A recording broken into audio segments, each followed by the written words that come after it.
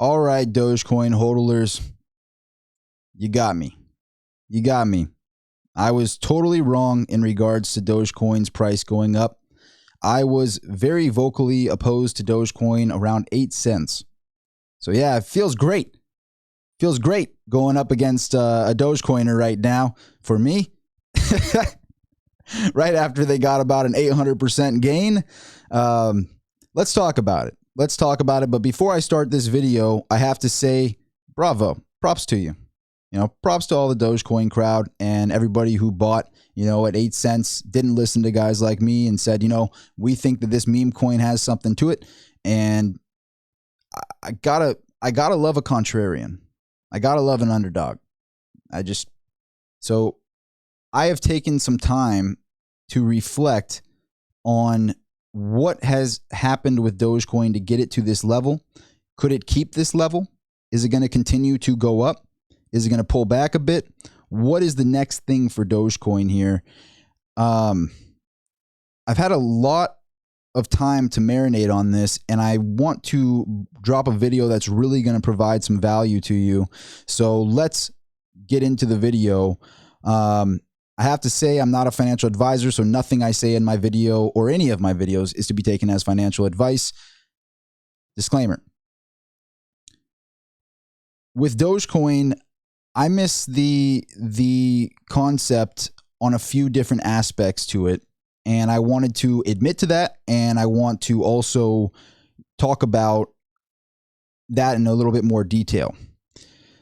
So first thing about Dogecoin is, and this is, by the way, not saying that I'm in support of Dogecoin, and it's not saying that I am, totally against Dogecoin as of right now. Prior, I was very, very against Dogecoin, but when someone wins the race at something, you have to admire it in some way. You can't just be like Peter Schiff in Bitcoin and be like, you Bitcoin.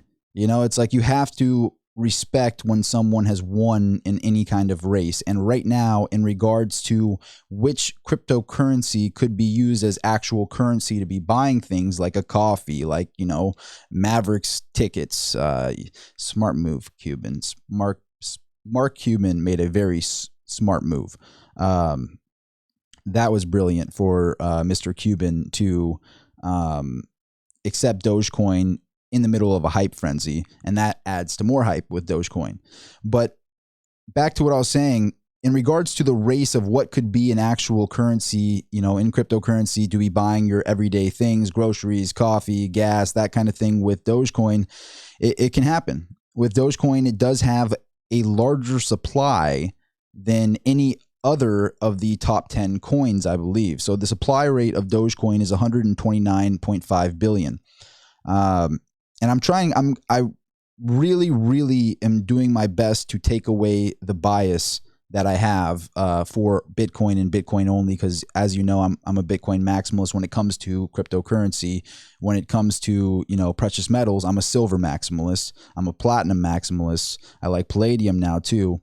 She just bought a bit more palladium, and gold is, number 4 on my list. So I'm silver, Bitcoin, platinum, palladium, gold. So I think it's actually might be number 5. So number 5 in my decentralized portfolio is gold. When I look at this from a non-biased perspective, the reason XRP got really, scrutinized, and this wasn't by the people, it was by, actual entities, looking into them, because they were looking to be a currency. And when you're looking to be a currency, that's a different animal. When you're Bitcoin, look at what Poof Powell just said about Bitcoin recently. And by the way, I don't think I can trademark something in regards to the Federal Reserve Chairman's name, but if I could, I would trademark Poof Powell. Anyway, back to the conversation. Sorry, I ramble sometimes. But anyway, Poof Powell said about Bitcoin recently, he goes, it's just digital gold. And we talked about it on the channel in some prior videos. I'm like, I think you're overlooking this. It's over $1 trillion, man. I mean, you think you're overlooking this, Mr. Poof Powell. But the thing with Dogecoin is you have a very large supply. So you have a supply of 130 billion Dogecoins, whereas XRP had a supply of 45.4 billion. And that was the reason why they were nervous. They're like, oh, wait, there's a lot of them. They could actually be a currency. They can actually buy things with this. Okay, we got to look more into this XRP thing. Dogecoin is silently moving up. I mean, not so silently anymore, but I think of it as like a Sun Tzu type thing. If you know the Sun Tzu's book, Art of War, it's like you want to act small when you're big and you want to act big when you're small. And so now that Dogecoin has gotten to this kind of a market cap, when you're talking about $89 billion on the market cap, that's just crazy. That's such a high market cap. My old argument when Dogecoin was in the less than 10 billion market cap, or roughly 10 billion market cap, I had said, well, it's basically Litecoin. So if you're trying to do something unique, and I stand by that, but now that argument is invalidated because it has surpassed Litecoin in a very big way.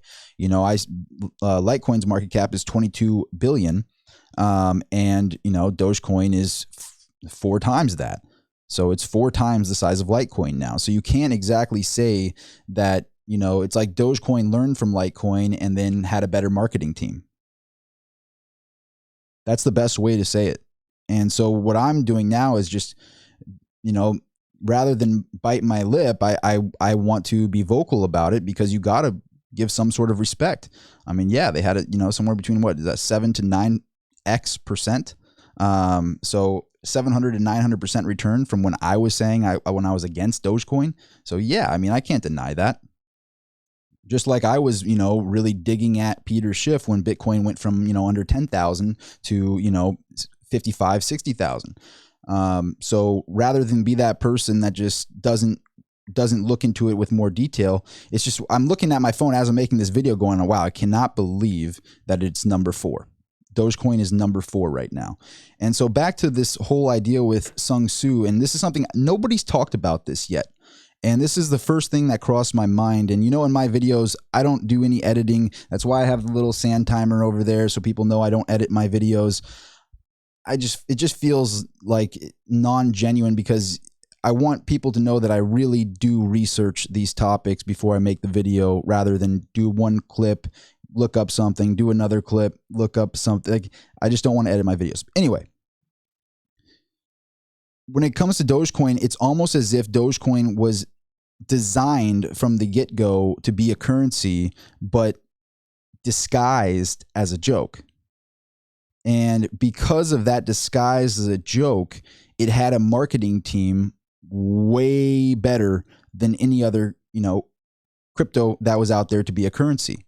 So their marketing team was phenomenal. And marketing teams, as you know from commercials and stuff, they'll do anything to get those views. I mean, look at what the Super Bowl commercials have turned into. It's like, what did I just watch?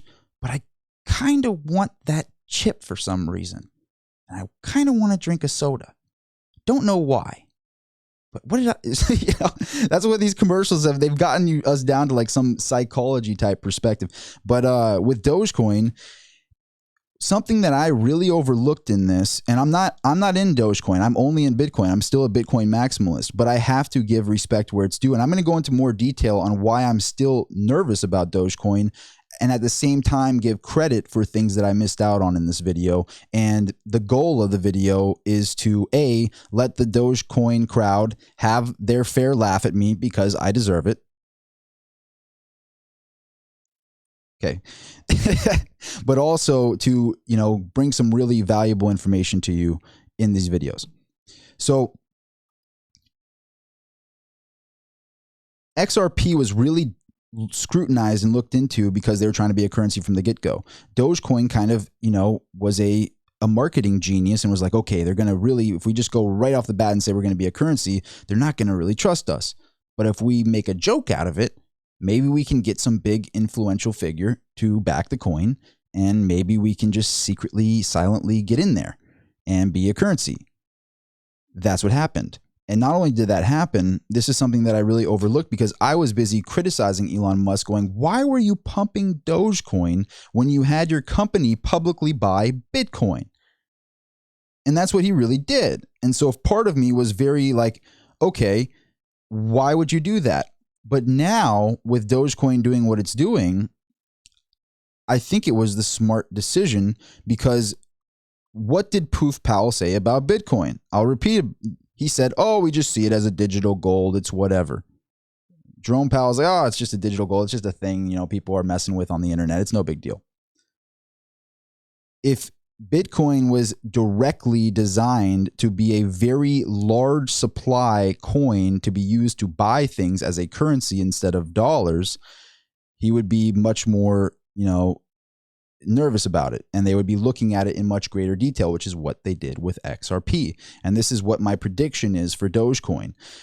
Because it started as a joke, and because it spread like, you know, wildfire because of it being a great meme, the Doge meme, they were able to get the best possible cheerleader on the planet. So the best possible person on the entire planet Earth to back your cryptocurrency and make memes about it would probably be Elon Musk. Not probably, I'm pretty sure statistically it would be the best possible cheerleader ever. And that goes for Bitcoin as well. And why I'm bullish on Bitcoin, because, you know, they proved its liquidity by selling a bit of Bitcoin, but they didn't sell all of their Bitcoin. They actually have more Bitcoin right now than they started with, even after their recent little sale. Regardless, Elon Musk is the best possible cheerleader ever for cryptocurrency, period. But the fact that he is devoted to both Dogecoin and Bitcoin, making joke memes and saying he's buying it for his kid and he's got his toddler, pretty cool little twist on words. What I didn't notice is you can't just go with your company's treasury and say, hey, we're buying something that we believe will be the next currency. That's different than saying, hey, we're getting into, you know, a speculative play as a storage of wealth. It's in the digital realm. It's Bitcoin. It's a storage of wealth. It has a finite amount of them. It's not looking to be a currency. You can't go and buy your coffee with it. You can't go and buy your gas with it. And I also want to talk about what could change to make Bitcoin be that, to be able to buy things on Amazon with Bitcoin. And I have a prediction on something that happens in the future, because competition is a beautiful thing. Dogecoin competing right now with Litecoin it has a better marketing team, so it's winning that competition. Competition is a beautiful thing, but with Bitcoin, it's not looked at like a currency. It's looked at as a storage of wealth. So they're able to kind of, you know, look away from it or overlook Bitcoin. I don't think they should be overlooking Bitcoin at $1 trillion market cap, but they do. And, you know, Powell has gone on record to say that and say, hey, we just think of it as digital gold. What do they do with XRP? And I know I'm repeating myself a bit, but it's part of my process because I don't edit my videos again. But with Dogecoin, you have a situation where it disguised itself. You know, it's like I remember one time I got pulled over from an officer, and I'm like trying to fight the ticket, right? And he goes, "Don't look the gift horse in the mouth." And I remember him saying that to me, and I'm like, "Don't look the gift horse in the mouth? What does that even mean?" Like, okay, I'll take the ticket, but I have no idea what you just told me, to the point when he was driving away, I literally looked, don't look the gift horse. And okay, that makes some sense. I was so confused at the time. But how is that relevant here?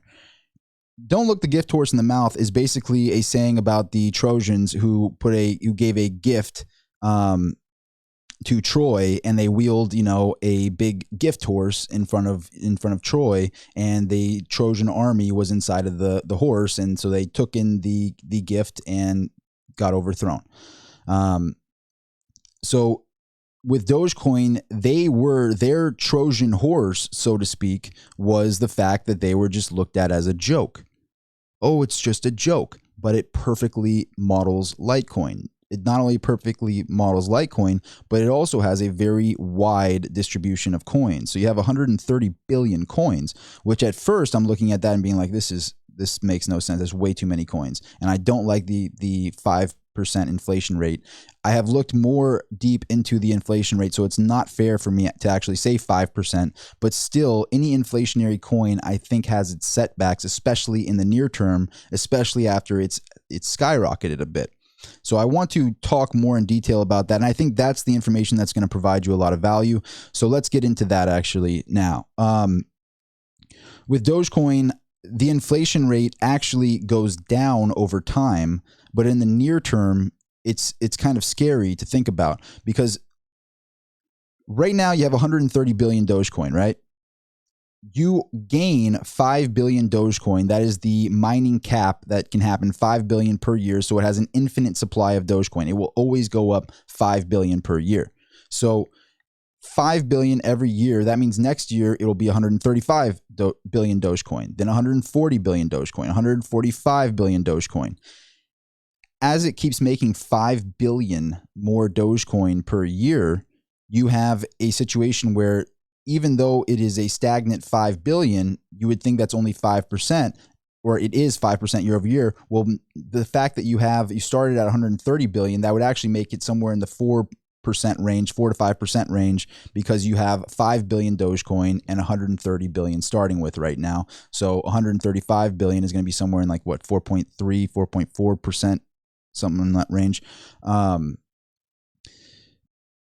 As you get to, say, 150 billion Dogecoin or 200 billion Dogecoin, then you're talking about a situation where 5 billion per year could go down to being, 3%, 3% and change, 3%, low 3%, high 2% as you go on year over year over year. But in the near term, jumping up 4 to 5% every single year is going to be a big challenge for Dogecoin. And at the same time, so that's challenge number one. But the largest challenge that I see for Dogecoin is, even though they're disguised as a joke, now with a $90 billion market cap, like what? 90 billion market cap for a joke meme coin. I'm trying my best here to stay sane in these videos, because I have to look at it from a perspective, because on the surface, I don't like so much about it, but when I look deeper into it, there's things that I greatly overlooked. And that's what I want to get across to my audience here. And hopefully it helps you, because I know a lot of people are looking. I mean, I've had some serious investor friends of mine asking me about Dogecoin. And so the first thing I say is like, incredible marketing. You got to give Dogecoin credit for that. The marketing is I'm talking about it right now. You got all the biggest YouTubers talking about Dogecoin across the whole platform, right? Their marketing is obviously working, and the FOMO is going into effect. The problem becomes is, how do we understand this coin and what lies ahead of it? Due to the hype frenzy of it, due to guys like me talking about Dogecoin, due to people way bigger than me on YouTube and all around, in the social media space talking about Dogecoin, you're going to get more and more hype around it, which means you're going to have these companies like Slim Jim, jumping on the bandwagon. You're going to get guys like Mark Cuban saying, oh, we're going to accept Dogecoin for Mavs gear and for, Mavs tickets. And then you're going to get, I think now he's trying to get his friends to do. So you have this situation where if you can actually buy stuff with Dogecoin and more companies, you go, wait, even if this doesn't work out, this is a great marketing move here. There's a lot of hype behind this. A lot of the youth really likes this. We can get some good marketing out of this. This is going to be good for our company. It's going to be good for our brand right now. That could really snowball things. So it really is the way I look at it. And nobody's talking about it in this way on YouTube.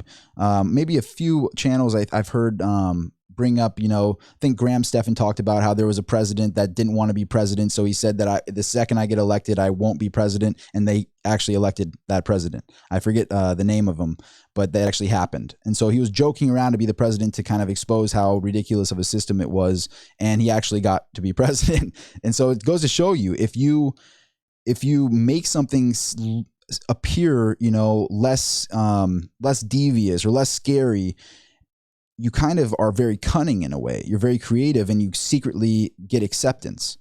And that's what Dogecoin has done. I mean, to the point where it's number 4. That's wild to me. A 90 billion cap. So now if you're in Litecoin, I would be very nervous because you got lapped. And Litecoin does have a hard cap, which I find to be a lot better. But Dogecoin is winning by the people. And something to be concerned about with Dogecoin first is, I have a very scared feeling that I'm very nervous feeling that there is going to be some sort of regulation that hits Dogecoin in the way that it happened with XRP. So when I talk about some negative attributes, just know if you're a Dogecoiner, I'm going to talk about the positives here too after this, because there is a lot of positives that I did overlook in a very big way in my prior videos. The first negative is if they went after XRP for having, that many coins out there, they're probably going to go after Dogecoin because they're going to realize, wait, this is a meme coin, but hey, 90 billion market cap and people are buying stuff with this. Wait a minute. Whoa, what's going on here? Now, the next thing is right now there's very limited ways to buy Dogecoin. Coinbase isn't allowing you to buy Dogecoin on Coinbase, which is very interesting because if there's more and more hype around it, Coinbase might allow it, but maybe they're scared. Maybe Coinbase is scared for what I'm talking about. And this is that real information that I'm not hearing around in different places. Like they went after XRP for this, for having that many XRP tokens. They're going to look at this like it's a problem. And if there aren't that many exchanges with it, if it's only in these Robinhood accounts, this is what's very scary to me and why if I was personally in Dogecoin, I'm not a financial advisor, not to be taken as financial advice. If I was up 5, 10, 20x on Dogecoin, I would sell half. And that's not me saying, take all profits. I'm just saying, take out your initial investment, take a nice chunk of profit and park it somewhere else, because if that happened, how many Dogecoin hodlers have it in a hard wallet? I would imagine very few. How many hard wallets even accept Dogecoin? I should have looked that up prior to this video. So everybody in the comments, let me know if you can even put Dogecoin in a hard wallet. I'd imagine that there are some hard wallets that are going to start allowing that to happen. But in the near term, a lot of this Dogecoin, I mean, look at what Andre, I think Andre Jink is his channel. Really great guy, Andre. He talked about this with a major Dogecoin millionaire. And he was showing all of his Dogecoin on Robinhood's app. And I'm thinking to myself, have we not learned what they do in Robinhood? Like, if everyone went to go sell if they had a situation right now, and I'm just saying this is a possible prediction, if there was a major move, because this is trying to be a currency, Powell already went on the record to say, oh, Bitcoin's whatever. And this is where I hope there's some value there for everybody, because I just rant in my videos, and this is a thought that I keep having over and over again, because you got to remember, I've been very, very wrong with Dogecoin. And so you're going to think about it a lot when you've been this wrong on it. But from a scared standpoint, a lot of people with Bitcoin have it in cold storage, have it, protected in a way. They have their seed phrase, they have it in cold storage, they use their Trezor, their Ledger Nano, they're using their different, devices. With Dogecoin, how many of them are just leaving it in Robinhood and trusting Robinhood with this? It's pretty scary. And Coinbase isn't allowing you to have your Dogecoin on it. So your options on storing your Dogecoin is very limited. Now, if there was a situation where they got investigated like XRP, what happened? I believe it got halted, right? And it collapsed. It had a really rough time. If you had that kind of a situation, and Robinhood has done this in the past, and I believe they did this recently they halted their cryptocurrency recently, even after the whole situation with GameStop and Melvin Capital and all of that, goes to show you don't really want to trust Robinhood, especially with a speculative cryptocurrency. So if there is a way to take Dogecoin out and put it in a hard wallet, I would do that. And personally, not financial advice, I would sell half prior to doing that if I can do that. And that's where I think there's for anybody that's in Dogecoin, some real value in this video. And I hope that helps you, because I think there will be some real problems when you're trying to be a currency. That's when I don't know if they're going to be cool with that. Bitcoin is something where we don't even know who started it. A lot of it is in hard wallets and cold storage. It's being held by institutions. So in a way, the reason I like Bitcoin so much is the design of Bitcoin, but also on top of Bitcoin is the fact that when you buy Bitcoin, you technically get Tesla's legal team. Not technically, you really do. Because if they're in Bitcoin to the tune of 1.5 billion or somewhere in that range, and Michael Saylor, for example, with MicroStrategy is in Bitcoin to the tune of 5 billion or wherever that is at this point, they're going to have a real problem if anybody tries to go after Bitcoin. And you're going to get their entire legal defense because that is directly making them lose capital, and they would have grounds for some sort of lawsuit, which they probably would win. If there was some sort of over regulation and someone tried and an entity tried to go in after Bitcoin, it would cause the actual institutions, these actual companies, to lose money. I haven't seen major institutions going into Dogecoin. It's possible. It's possible. It's seen as the people's money, which, I mean, judging by the fact that it's number 4 of the cryptocurrencies with a 90 billion cap, it's hard to deny that. However, you're trying to be a currency. And not only are you trying to be a currency, but you're trusting Robinhood and these odd platforms to be in control of your Dogecoin. Something to think about. Something to think about. With that being said, what I overlooked, and I talked about this earlier in the video, is the marketing of Dogecoin. Incredible marketing. You have the best cheerleader on the planet, and you also have something that is actually needed. You need something that is going to be that peer-to-peer currency that's just really easy to buy your coffee. Not peer-to-peer, that's the wrong, well, it is peer-to-peer, but more so to just buy your everyday goods. You know, to buy your coffee, to buy, because there's so many Dogecoin, and you have that expanding 5 billion per year mining rate, which I'm having a hard time wrapping my head around being cool with that, because in the near term, that's really a strong dilution rate. If it's growing, I mean, at 800%, yeah, you know, a 5% dilution rate is not a big deal. However, as you continue to go up in price, and it's still mining 5 billion per year, if it's going up too fast and the mining operation can mine, you know, 5 billion of these, and then next year mine another 5 billion and then another 5 billion, there's just so many different things that can happen where it gets either stagnant or it starts falling. But what's on the good side of it, that's kind of in the middle of it, I guess. So I talked about some of the bad, and those are some really scary points that I talked about on the bad side of Dogecoin. But I want to talk about the good side.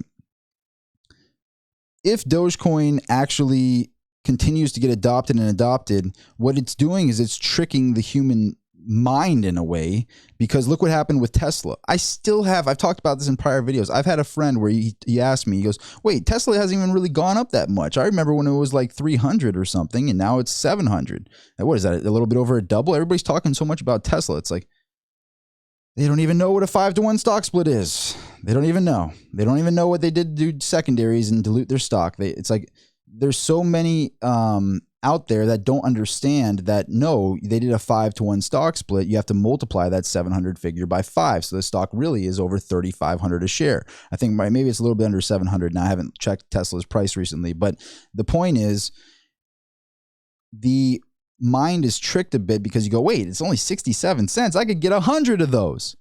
What's that? 100 of those? What's that? $60, $67, $68? I can get 100 Dogecoin.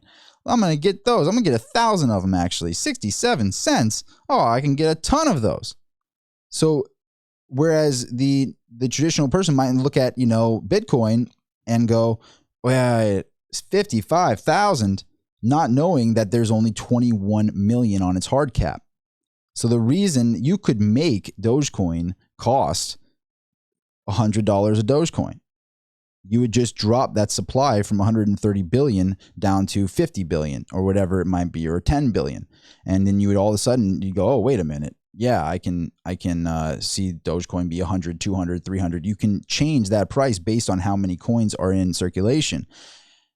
That's what I really want to stress in this video and talk about with you is really look into the market cap. You notice the first thing I talked about was the supply rate of the coin and the market cap of the coin, the fact that it's number 4 on the crypto list. That's what I care about. I look at it and go, 90 billion is a very high number. And as that number continues to grow, if it does continue to grow, I would imagine being a currency, it's going to get some scrutiny. And I think that would be coming in the near future. With Bitcoin, it's a little bit too late. It's too late on Bitcoin, but it's just a thought I have, and I wanted to share that with everybody.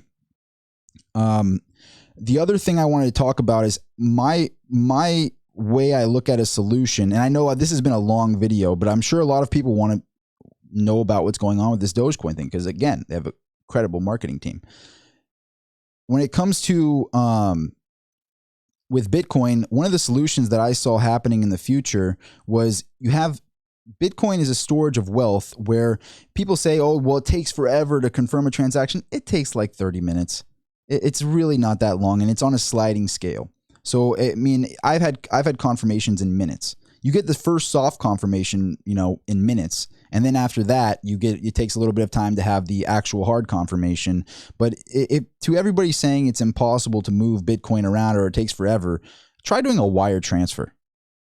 Let's be real here. Yeah, you can move it instantaneously with a coin with 130 billion of them in circulation in comparison to one with, 18.7 million versus 130 billion, 18.7 million with Bitcoin. Yeah, it's going to take a little bit longer to move the Bitcoin, but realistically, go try to do a wire transfer and wait a whole, go through all that stuff with a wire transfer. I do them every day. It's a ton of fun doing the wire transfers.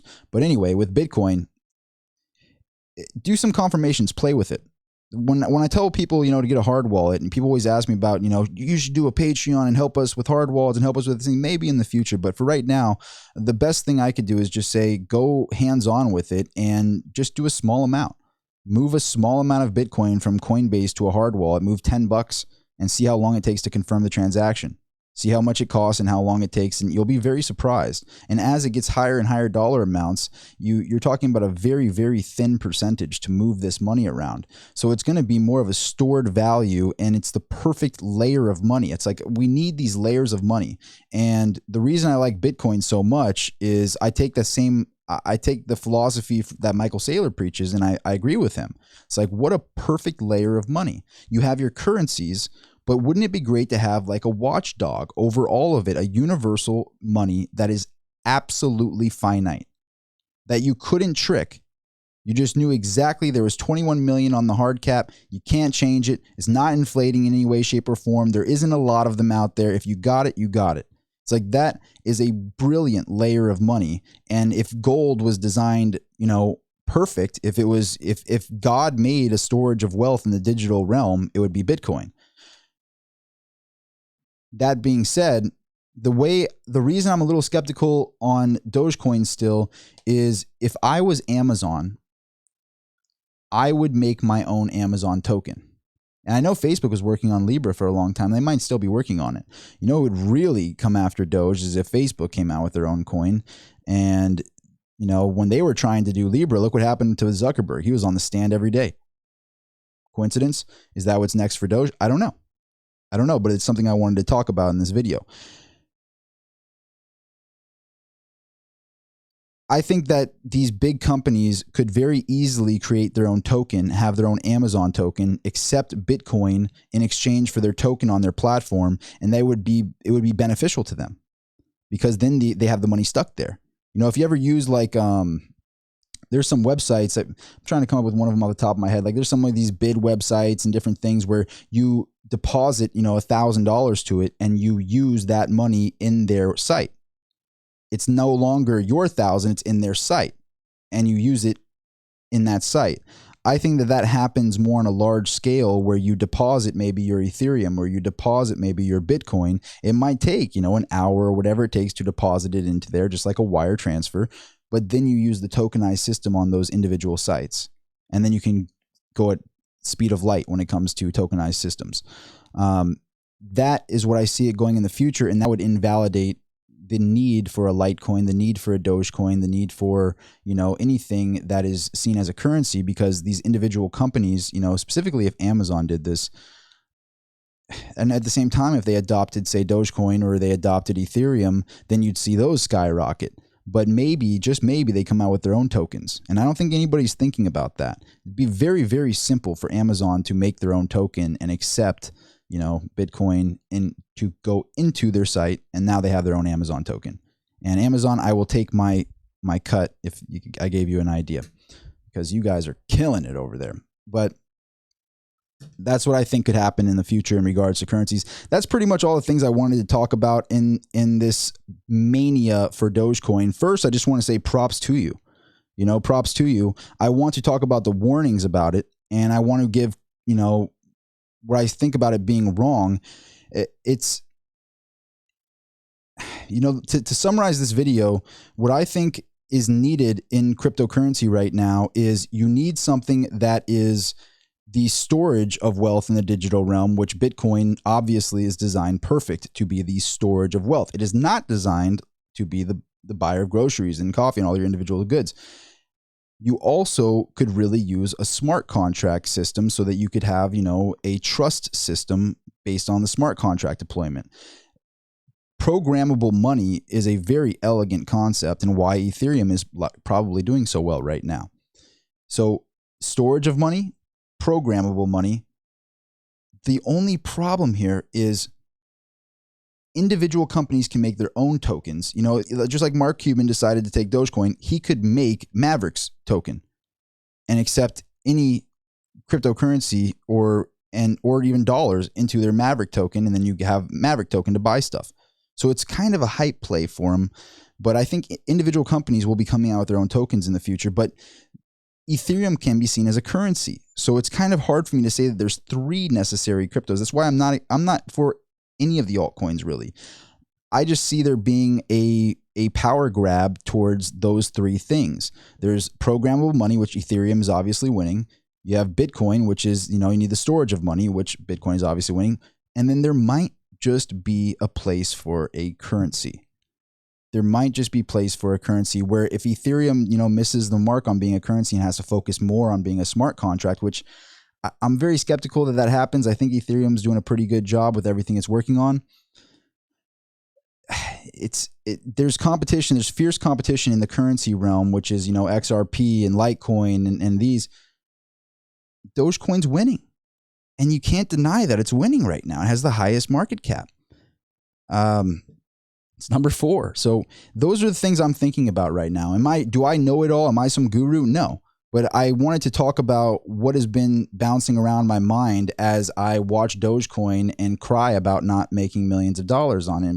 If I put my entire Bitcoin position on Dogecoin when I was very against it at 8 cents, which the thing is, I couldn't do that. I couldn't do that with conviction. There's no way I could have the same amount of capital that I have in Bitcoin and Dogecoin. But if I did that, I would have made millions. I would have made a lot of money.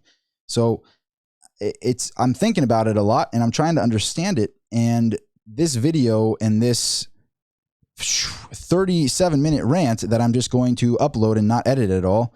I hope it was worth your time and I hope it brought you some value because it's just what I've been thinking about over the past, month and a half of being wrong on Dogecoin. Yeah.